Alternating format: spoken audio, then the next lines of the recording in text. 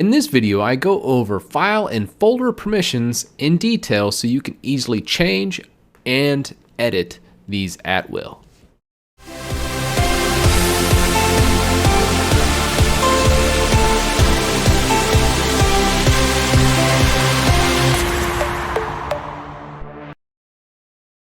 So this is the website linuxhandbook.com. I'm linking this below in the description. I highly recommend you check it out if you want to know more details. However, today I'm just going to go over the basics.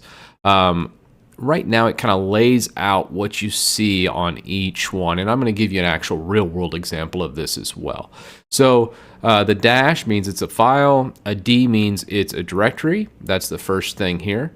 And you might also see L on occasion for symbolic links, but I'm not going to get into that today.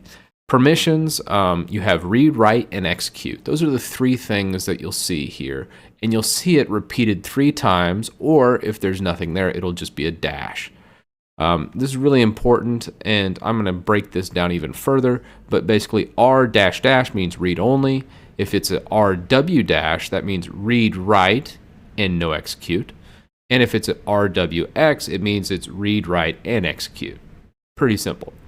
The next one is almost always 0. I don't think I ever see a hard link ever anymore.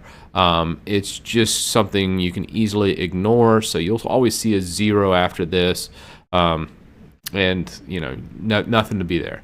Now the next two things, many beginners of this will be like, okay, well my user's Titus, it'll be like Titus, Titus. Well, why is it repeated twice? It's not. It's actually assigning that one file to the user Titus in the group Titus. And then obviously file size, when it was modified, and then the actual name of the file. Now, I know what you guys are thinking, and I'm going to pull up my terminal here and just do a long listing, just to kind of show you real world. So this is exactly what you're seeing in actual long listing. Now, you might go, well, what the heck? Mine doesn't look like that. You're probably doing an LS, and this just does a standard list. Well, I do a LL, which is actually a shortcut key for something else. Now, Ubuntu always has this, but if you have a different distribution, it may not have this alias. So I'm going to do ls-l. That gives us the long listing. That's what ls-l means. And if you want to take this one bit further and see all of the hidden files or hidden directories with the dots before them, ls-al shows everything. So a really important thing to know, those listing commands to see the actual permissions, which is very, very important. And I want to show a real world example of this before I continue. So further in the article here, I already broke this down, but I wanted to just kind of show you real fast it again. The user owner is on the left side, the middle 3 letters is for the group owner, and the final right letters is permission for others. Those are your guest and anonymous users. And just remember, R for read, W for write, and X for execute. And if there's a dash, nothing is set for that specific one. I don't want to beat a dead horse here, but these are really important to know, and that should get you going as far as the actual permissions go. But we actually need to get into changing the permissions, which is up next. Okay, for changing the permissions, you've probably seen chmod around in the block before. This is kind of important because you either do chmod with a number behind it, or you do chmod with an actual letter.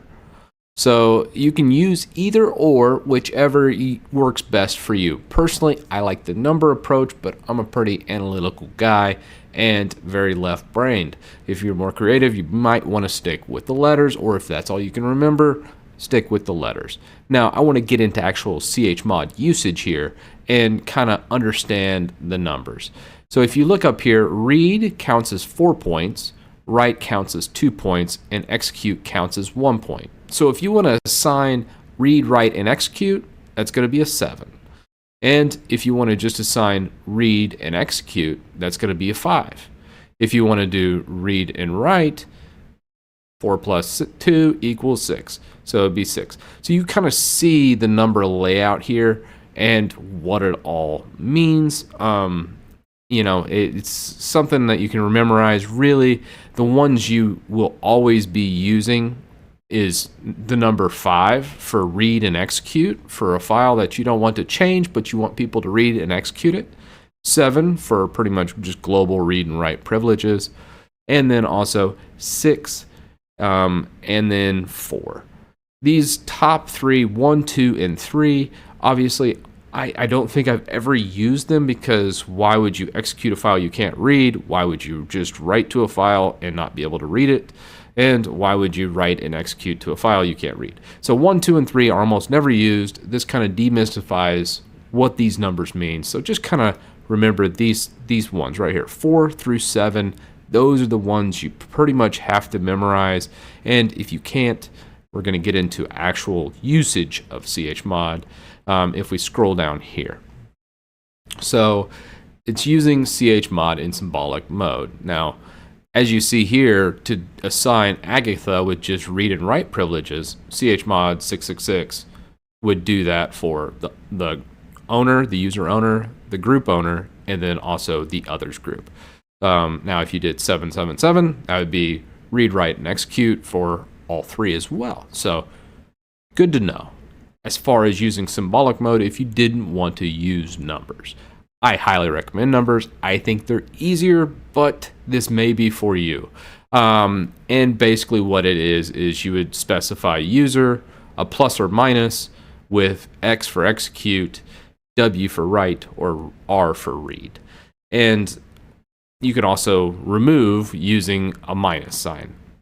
Personally, this is a lot of just stuff to remember as far as all the combinations go, and I'm not going to get into it, but that's the gist of symbolic mode chmod.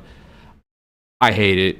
I always just go up here, use the numbers, memorize these 4 numbers, and it'll make your life way easier. So that is chmod, and I want to get into ownership next.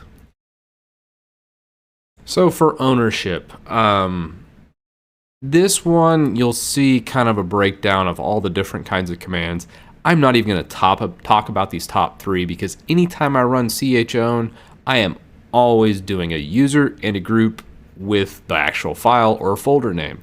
It's really important to do this, as I don't like to leave anything to chance. I like to specify the user and the actual group assigned to it. So user and group almost always needed. That's why you almost see any instructions online. It'll say, like, let's say you're changing a directory for the www-data group.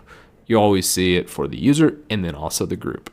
And that is the rationale behind it. So anytime you use chown, just remember, just use the user, group. And you'll always do that. It's just a best practice, because these other things you can get lost in, and it could just, go awry. I think it's just easier to learn this one command and move on with your day. So let's do some real world actual application here. We'll go into test folder and do LL. Right here, you'll see, let me just clear this out. You'll see that I can read, write, and execute as the user, and then I have read privileges on the actual group and the others group as well. So anybody can read this file, but only the user Titus can do it. So if I wanted to change it to where, let's say, the group is something else, or if it's just like www-data. So let's go ahead and first change ownership of it. chown www-data : www-data, and then test. And you will always need sudo. So if we do that, and I'm going to actually switch user just to run this as root, so we don't have to keep typing sudo, and run these commands a little bit easier. So let's clear LL. So we've changed it to this. So let's say I want to make it to where I'm the owner, but also I want the group www-data to use it. So chown Titus : www-data.